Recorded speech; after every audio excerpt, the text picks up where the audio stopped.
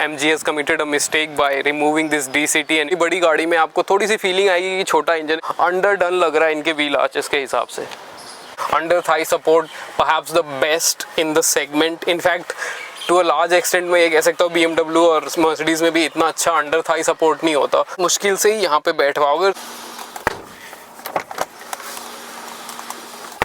Tesla inspired लगता है थोड़ा, एवरीथिंग इज वर्टिकली शेप्ड। अगर मैं इस बात करूं कि इसमें कितने फीचर्स दिए हुए हैं तो this is packed to the brim. Decrease fan speed, decreasing fan speed. Button को प्रेस करोगे तो ये कर्टेन ओपन हो जाएगा।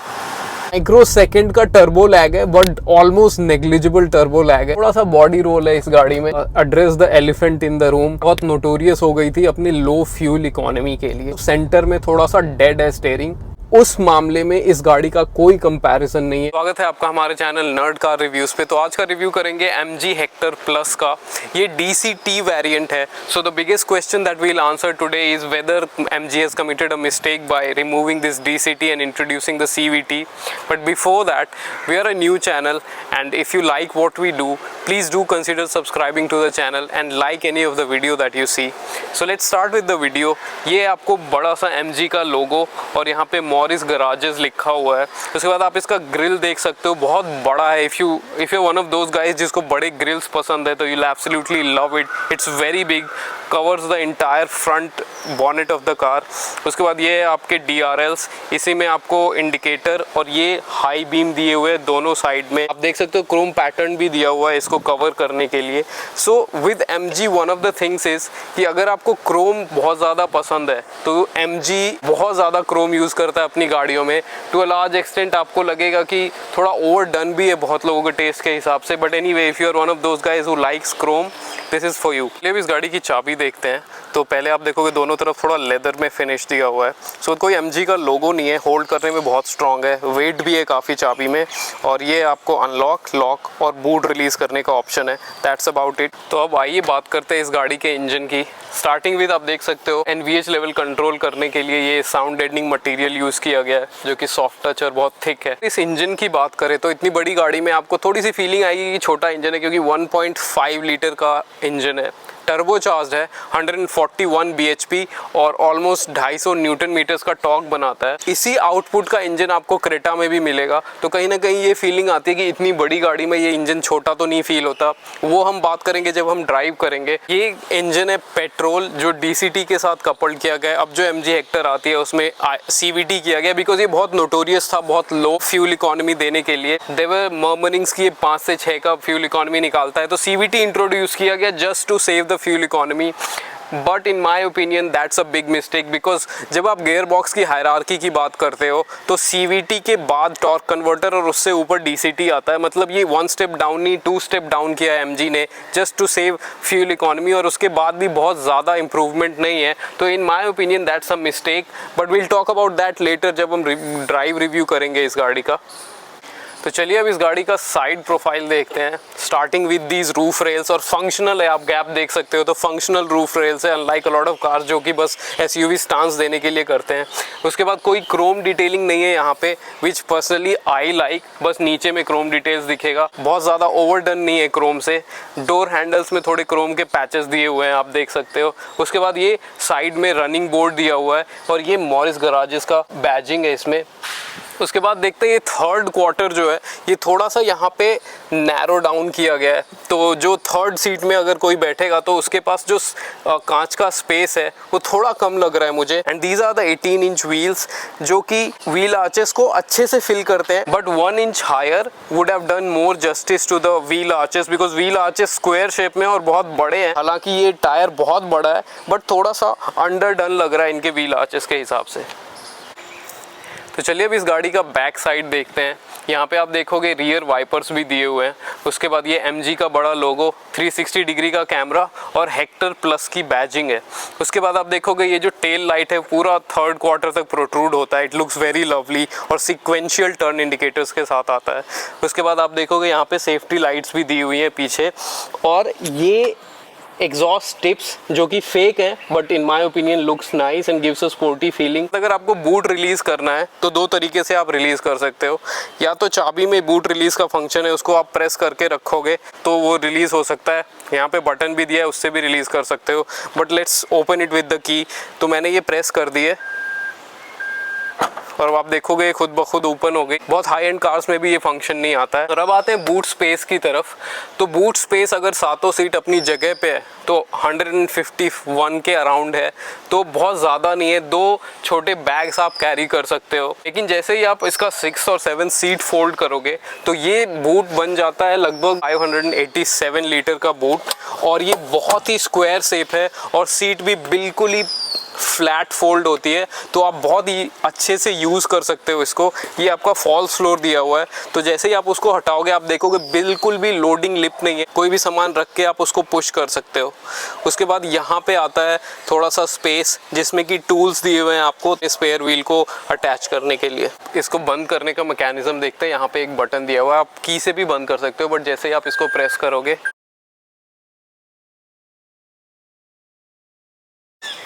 तो आइए भी इस गाड़ी का बैक सीट एक्सपीरियंस देखते हैं। आप देख सकते हो कि ये कैप्टन सीट्स दिए हुए हैं इसमें। यहाँ पे आप हैंड रेस्ट दिया हुआ है, बहुत आराम से बैठ सकते हो, बहुत ही कंफर्टेबल सीट्स हैं। Under thigh support perhaps the best in the segment. In fact to a large extent मैं ये कह सकता हूँ BMW और मर्सिडीज़ में भी इतना अच्छा अंडर थाई सपोर्ट नहीं होता। तो सरप्राइजिंगली सीट्स बहुत ही ज़्यादा कंफर्टेबल है, और जहाँ भी आप हाथ रखोगे चाहे आर्म रेस्ट पे या फिर डोर के साइड में, everything is covered in soft touch plastic. तो आप स्पेस दे सकते हो। मेरे पास नी रूम कितना ज़्यादा है, हेड रूम कितना ज़्यादा है। This is a palatial place to sit. इसमें थोड़ी सी स्टेडियम सीटिंग दी गई है कि आप ऊपर बैठ तो आपकी विजिबिलिटी सामने ड्राइवर और पैसेंजर इंटरप्ट नहीं करते। थोड़ी सी पीछे की सीट थोड़ी सी ऊपर की गई है, तो ये छोटी छोटी चीज़ों का बहुत ध्यान रखा गया है। इस सीट को और आगे पीछे कर सकते हो आप। ये सबसे रिक्लाइंड और पीछे की पोजीशन है। थर्ड रो में अगर आपको थोड़ा पैसेंजर को स्पेस देना है तो आप आगे कर सकते हो। फिर भी आप देख सकते हो कितना ज़्यादा स्पेस है मेरे पास, और आगे की सीट थोड़ी सी हाइट दी है, तो आप अपना फुट भी अंदर टक कर सकते हो इसमें। अपार्ट फ्रॉम दैट जो डोर में प्लास्टिक मटेरियल है वो सेम है जो आगे यूज़ किया गया है। तो हालांकि प्लास्टिक है पर बहुत हाई एंड प्लास्टिक है, तो कोई स्क्रैची फीलिंग नहीं आएगी आपको। यहाँ पे आपको इन्फिनिटी के स्पीकर्स हैं, और आपको विंडो कंट्रोल करने का बटन्स है, और बहुत ज़्यादा पियानो ब्लैक का यूज़ किया गया है। तो यहाँ पे एक ग्रैब हैंडल दिया हुआ है, यहीं पे आपको एक रीडिंग लाइट भी दी हुई है। उसके बाद यहाँ पे आते हैं 2 AC के वेंट्स रियर पैसेंजर्स के लिए, जिसमें कि एक कंट्रोलर भी दिया हुआ है। फैन स्पीड यहीं से कंट्रोल कर सकते हो, फिजिकल कंट्रोलर है। अब चलिए इस गाड़ी का थर्ड रो एक्सेस देखते हैं कैसा है। तो कैप्टन चेयर होने का एक बेनिफिट होता है कि बीच में इनफ स्पेस होता है कि आप सीधे वॉक थ्रू कर सकते हो। अब हम आ चुके हैं थर्ड रो में, तो आप देखोगे कि सीट का जो विड्थ है वो बहुत छोटा है, तो आप बहुत मुश्किल से ही यहाँ पे बैठ पाओगे। और सीट ऑलमोस्ट फ्लोर पे लगी हुई है, नॉट वेरी कंफर्टेबल। बट यहाँ पे आपको 2 कप होल्डर्स दिए हुए हैं और एक चार्जिंग सॉकेट भी दिया हुआ है आपको यहाँ पे फ़ोन चार्ज करने के लिए। सेपरेट AC के वेंट्स भी दिए हुए हैं यहाँ पे। But it's very difficult to मुझे लगता है शॉर्ट जर्नी करना भी इसमें बहुत मुश्किल है। अगर कोई बहुत ही बच्चा है तभी कर सकता है। तो चलिए अब इस गाड़ी का डोर देखते हैं। आप एज आई सेड जो भी आपको ये चॉकलेट कलर में दिख रहा है ये सारे सॉफ्ट टच मटेरियल से बना हुआ है। ये ब्रश्ड एल्यूमिनियम दिया गया है डोर हैंडल्स में, same with the door closing option piano black use किया गया है। और apart from that use plastic ही किया गया है, पर बिल्कुल भी स्क्रैची नहीं है। तो बहुत हाई एंड क्वालिटी यूज़ की गई है प्लास्टिक की। और ये इन्फिनिटी के ट्वीटर्स, इन्फिनिटी के स्पीकर्स आते हैं जो कि इस इंडस्ट्री में वन ऑफ द बेस्ट हैं। और चलिए अब इस गाड़ी का डोर थर्ड सुनाता हूँ मैं आपको एक बार। बहुत ही हैवी डोर है, आपको बंद करने में फील हो जाएगा। इसकी गाड़ी में बहुत ज़्यादा हाई एंड क्वालिटी का स्टील यूज़ किया गया है।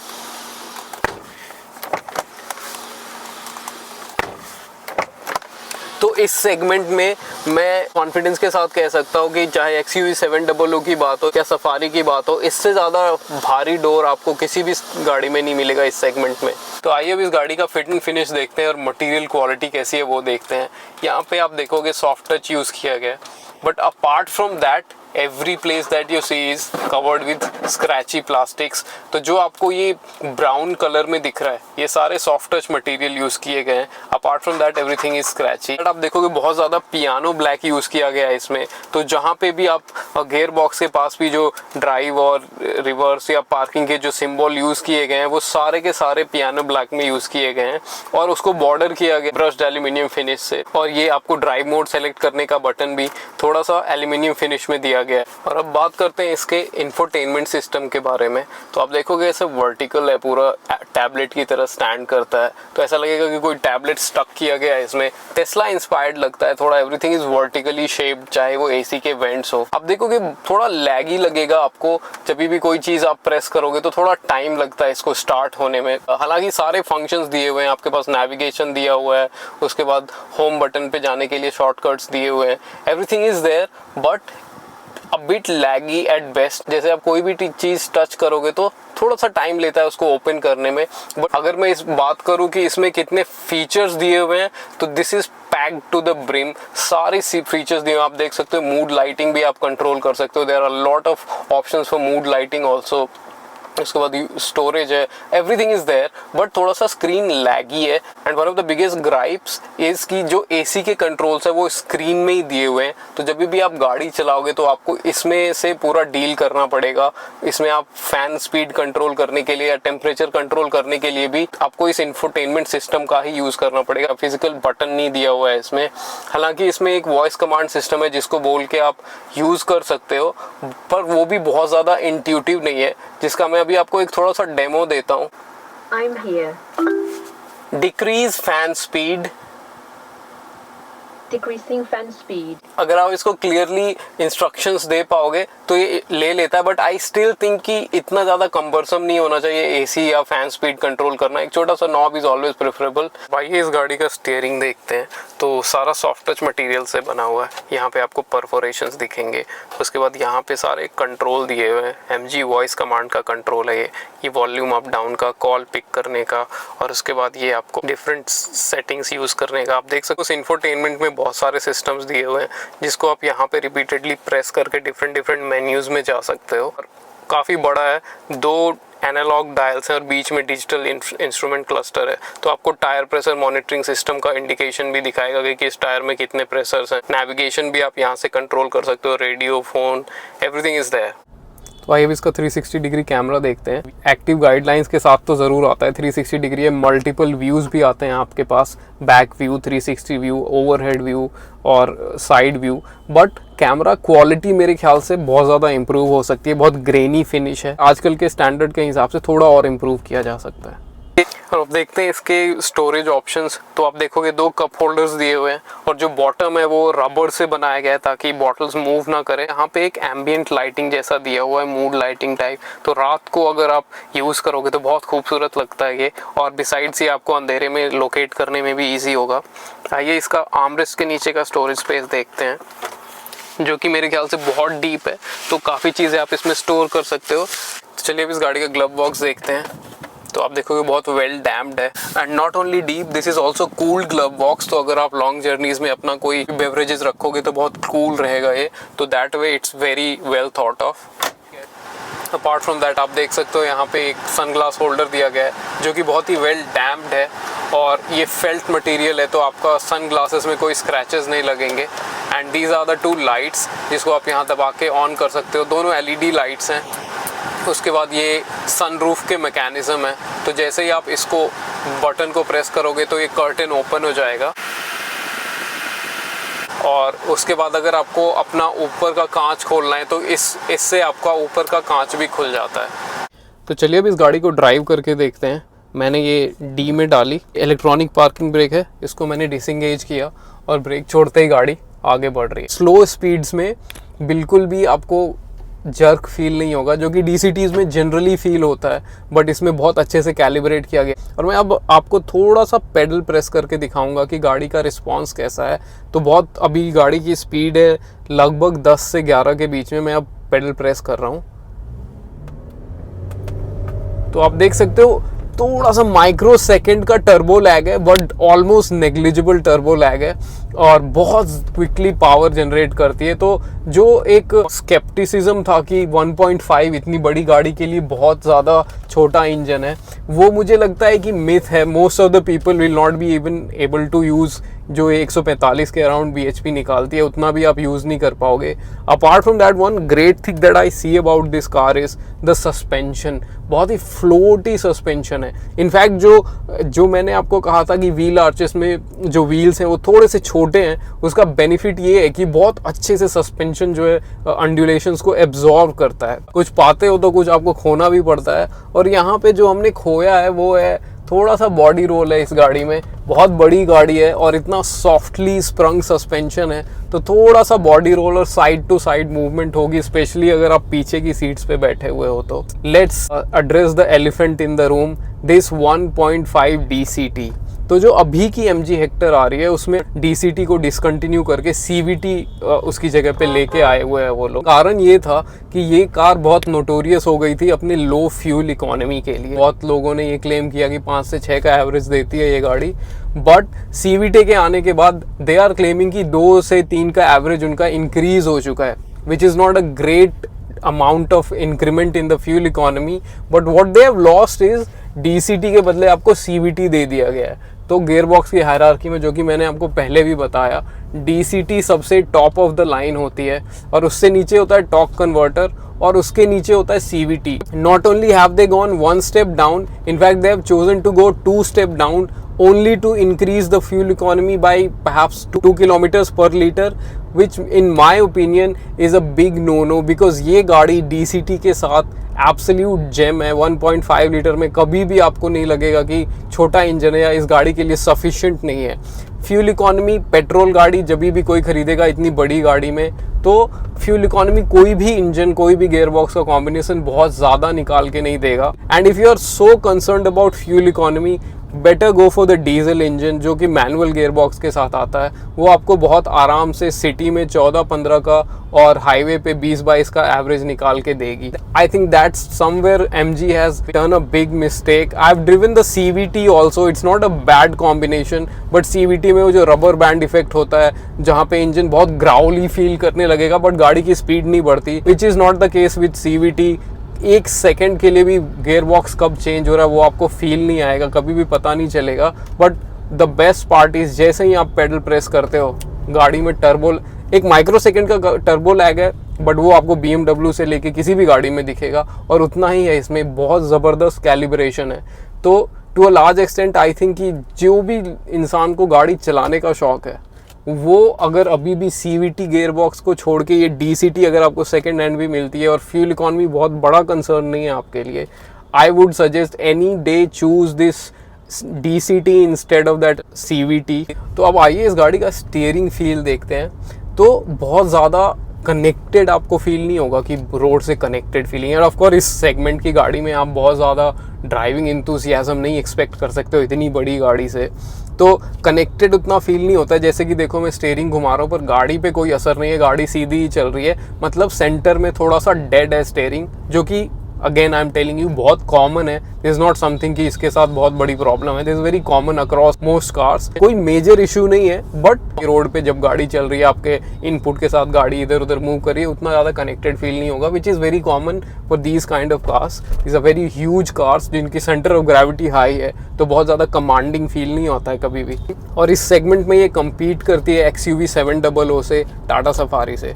तो टाटा सफारी में तो कोई पेट्रोल इंजन आता ही नहीं है, तो अगर आपको पेट्रोल चाहिए तो either you can go for 700 और दिस।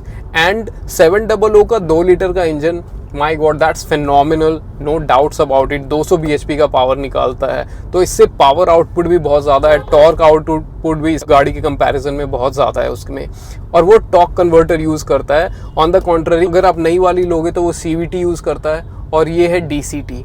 तो इन माई ओपिनियन अगर आप DCT ले सकते हो सेकेंड हैंड मार्केट में भी, तो go for it, this is an absolute GeM.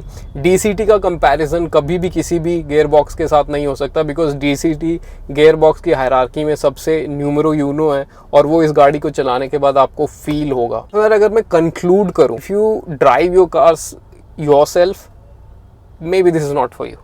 Because बहुत ज़्यादा ड्राइविंग पॉइंट ऑफ व्यू से नहीं बनी है। बट अगर आपके पास कोई ड्राइवर है और आप शॉफर ड्रिवन होना चाहते हो, या मोस्टली आप घर में यूज़ करते हो जहाँ पे फैमिली यूज़ करती है and somebody who does not necessarily drive all the time, उस मामले में इस गाड़ी का कोई कंपैरिजन नहीं है। अगर आप पीछे की सीट का कंफर्ट देखोगे या उसका ड्राइविंग डायनामिक्स देखोगे या सस्पेंशन देखोगे, जितना कुशन्ड सस्पेंशन है इसका, ये बिल्कुल शॉफर ड्रिवन लोगों के लिए बनाई गई है। और chauffeur driven point of view से मैं बोलूँ तो ये किसी भी लग्जरी कार को टक्कर देती है, टच एंड फील से लेके मैसिव पैनोरामिक सनरूफ और softly sprung suspension. In my opinion, if you are somebody who wants to be driven around in, absolutely go without hesitation and buy this car. If you want to drive, तो भी आप test drive लो इस गाड़ी की, but I would not से कि best है इस सेगमेंट में if you are going to drive around in the car yourself. Thanks for watching the video and please do consider subscribing to the channel and like any of the video you see. Will see you soon. Thank you so much.